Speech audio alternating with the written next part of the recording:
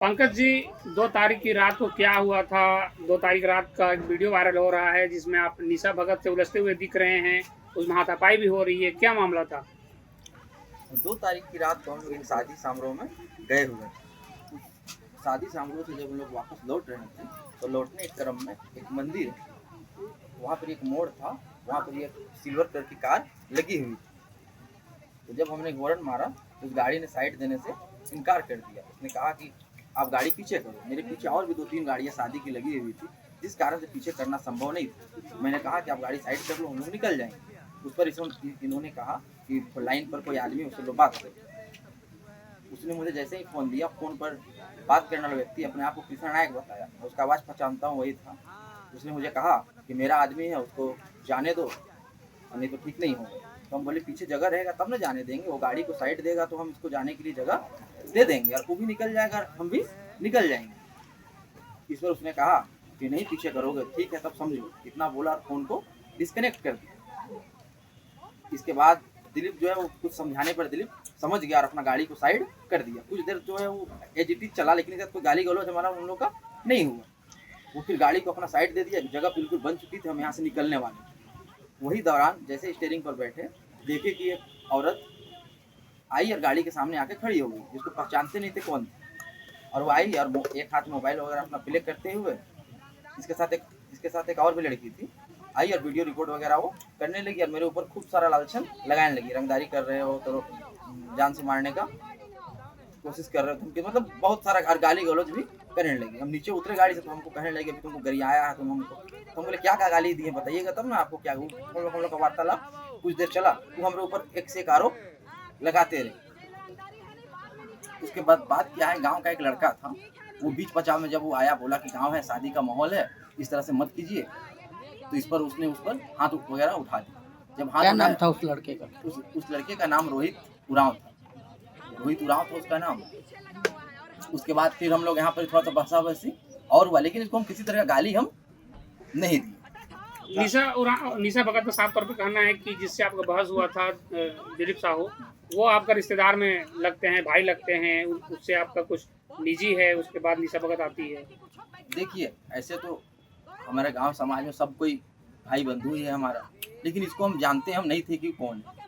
दिलीप को हम पहचानते नहीं। अगर एक दूसरे को पहचानते तो शायद इस तरह का हम लोग का बीच में विवाद होता ही नहीं। वो प्यार से ही हटा देता, हम लोग निकल जाते। लेकिन हम लोग एक दूसरे को जानते नहीं। निशा को आप पहले से जानते थे? नहीं, कभी कभी मिले भी नहीं थे, कभी इसको जानते भी नहीं थे कि कौन है। उस दिन हम, ये आप ही सोचिए, आप किसी रात किसी के साथ आपका विवाद हो गया, अचानक एक औरत आके आपके ऊपर बिना मतलब का लांछन लगाने लगेगी, तो आप क्या समझोगे कौन है। हमको लगा कि हम किसी ट्रैप में हम फंस रहे हो, फंसाने के लिए आई हुई थी। और वो बार बार आप देखिएगा हमारे ऊपर ब्लेम करती है कि हम लोग सोची समझी साजिद के साथ ऐसा किए। आप ही बताइए भैया कि सोच समझ के कैसे ऐसा करेंगे। हम लोग तो शादी पर गए थे, लौट रहे थे, यहाँ तो आए हैं आप। हम लोग तो सपना देख के प्लानिंग नहीं ना था कि आप यहाँ पर ही आइएगा। वह तो सोची समझी साजिद के साथ आप लग रहे हैं कि हम ऐसा किए। अब किस लिए किए उसको आप ही जान सकते हैं। फेम पाने के लिए किए या व्यक्तिगत कोई दुश्मनी निकाल रहे हैं, तो आप ही जान सकते हैं। ऐसे इनको हम जानते नहीं है किसी तरह से। निशा भगत को आपके कौन बुलाया, कौन व्यक्ति उनको फोन किया? निशा भगत को भू माफिया कृष्णा नायक के द्वारा बुलाया गया। कृष्णा नायक जो है एक भू माफिया, जबरन लोगों के जमीनों पर कब्जा करता है। उसके ऊपर बहुत सारी केसेस फाइल है और वही उसको यहाँ पर रहने के लिए शरण दिया हुआ। वो भी जिस घर पर रहता है उसका कोई कागजात नहीं, जबरदस्ती उस पर कब्जा करके ताकि लोग उस पर चढ़ाई ना कर सके, निशा भगत को यहाँ ये लोग रखे हुए। आप इस तरह का आरोप लगा रहे हैं पंकज जी, जहां एक तरफ आप कृष्णा नायक का नाम लेते हैं, वहीं दूसरी तरफ कहीं ना कहीं कमलेश राम का नाम भी आ रहा है सामने। देखिए तो आपका नाम कमलेश राम से जोड़ा जा रहा है और दिलीप जो है, दिलीप साहू का नाम जो है कृष्णा नायक से जोड़ा जा रहा है। ये कहीं पूरा जो खेल प्रकरण जो चल रहा है आप लोगों का, ये कहीं ना कहीं जो जमीन के जो ठेकेदार हैं, जो जमीन के जो माफिया हैं, उन लोगों के तार तक कैसे पहुंच रहा है?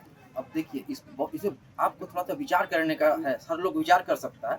देखिए जिस दिन का ये घटना है उस दिन आप गौर कीजिएगा, वो खुद से बोल रही कि अजय तिर्की का ही लड़का है। अभी रोज नया नया स्टेटमेंट चेंज होता है, कभी कहती है कमलेश राम का ही लड़का है, जबकि एक्चुअली में क्या है बता रही, जमीन माफिया आपका दिलीप साहू है, जो रात को 2:30 बजे क्या करने इसके घर जा रहा था।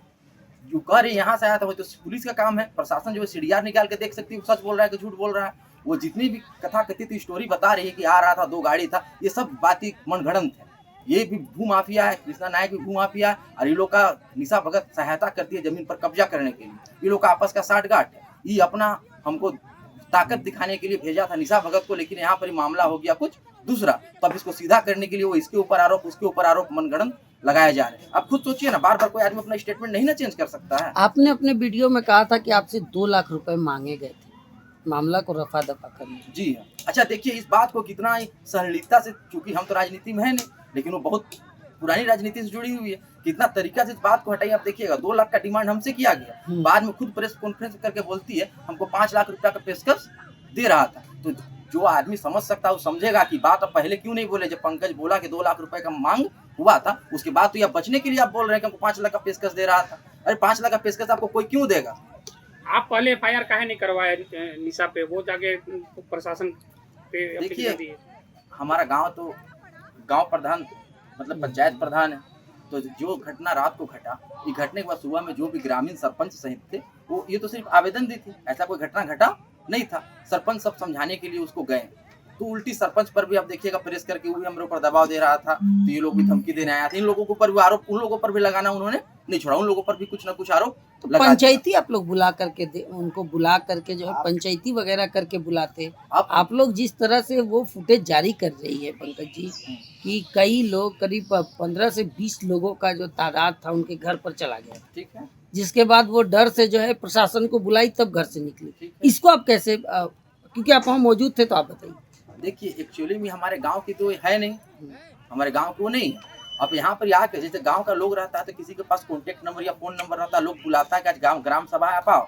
सुबह का आप देखिएगा वीडियो में, सुबह का 9-10 बज रहा है जब सारे ग्रामीण उसके यहाँ गए। वो सबको वेट कराई, आधा घंटा बाद निकलेंगे बाहर, सब लोग वेट कर रहा था, बात ही करने गया था। वीडियो फुटेज में लोग दिख रहा था, क्या इसको गाली दे रहा है, क्या इसको मार रहा है। ग्रामीण गए तो उससे बात क्या बोले, हम सिर्फ 2 आदमी से बात करेंगे, सारा लोग साइड हो गया, सिर्फ 2 आदमी से उनका बात हुआ।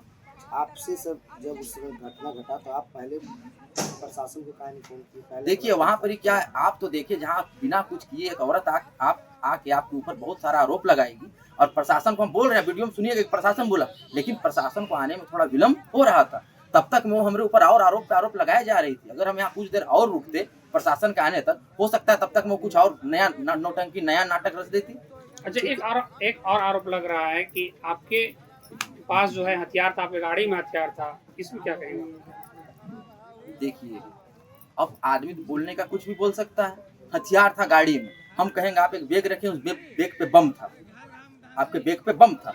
अरे था तो कोई आदमी तो देखता ना इसको, सिर्फ मनगढ़ंत बोल के आप समाज को फटका रहे हैं। उन्होंने सबसे बड़ी बात क्या कही, कहा कि मैं हत्यारा हूँ, 2 लोगों का मैंने हत्या किया है। अरे मैडम आप पहले जांच कर लीजिए, पुलिस प्रशासन में पता कर लीजिए कि मेरे ऊपर हत्या का केस कब लगा है, नहीं लगा है। मनगढ़ंत मतलब जो मन कर रहा है उठपटांग, कभी इसके ऊपर आरोप कभी उसके ऊपर आरोप। हमको हत्यारोपी बता दी, बोली हत्या कर चुका है बोल रही है, फेसबुक पर पोस्ट कर रही है, जहाँ तहाँ बोल रही है। आप पहले पता कीजिए, हमारे ऊपर इससे पूर्व हमारे ऊपर 3 केस हुआ है, 3 केस लगा है 307 का, वो कोई दूसरा कोई नहीं किया है। हमारे घर में पारिवारिक लोगों में ही जमीन विवाद में हमारे ऊपर षड्यंत्र के तहत लगाया गया था, जिस षड्यंत्र का मैं पहले शिकार हो चुका हूँ। इन 3 केसों में मुझे माननीय उच्च न्यायालय के द्वारा दोष मुक्त करते हुए रिहा किया गया है, और मेरे ऊपर किसी तरह का कोई केस ना वर्तमान में है ना पहले था। और यह हमारा व्यक्तिगत था जिसमें हमको दोष मुक्त कर दिया गया, और हम समाज में हमारा किसी के साथ कभी कोई विवाद नहीं रहा है। आप अपनी माँ को वहाँ निशा से बात करने भेजे थे क्या?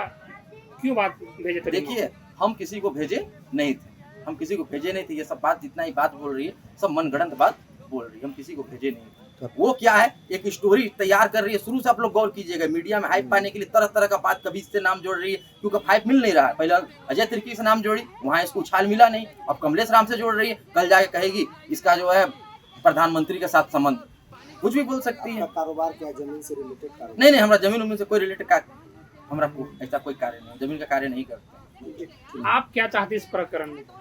देखिए हम चाहते हैं ना कि निशा भगत उस दिन जो है वो काफी नशे में थी, और आप लोग सभी बढ़िया से, जो लोग इनको अच्छा से जानते हैं, सभी लोग जानते होंगे वो कितना नशा का आदी है। वो क्या है, नशा में आई किस और इसको क्या बोलने पर आई वो वही खुद जान सकती है। हमारा तो कोई मोटिव नहीं था, हम जान नहीं रहे थे कि निशा भगत आई, और आते के साथ देखिएगा वो लाइव वीडियो चला रही है।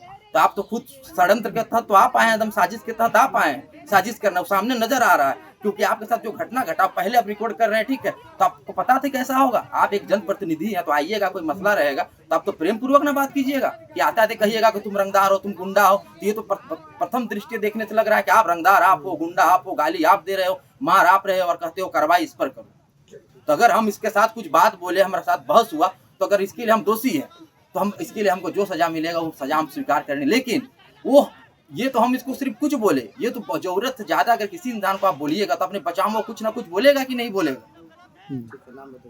अपना नाम बताइए। मेरा नाम पंकज कुमार साहू है, हम यहाँ के मूल निवासी हैं।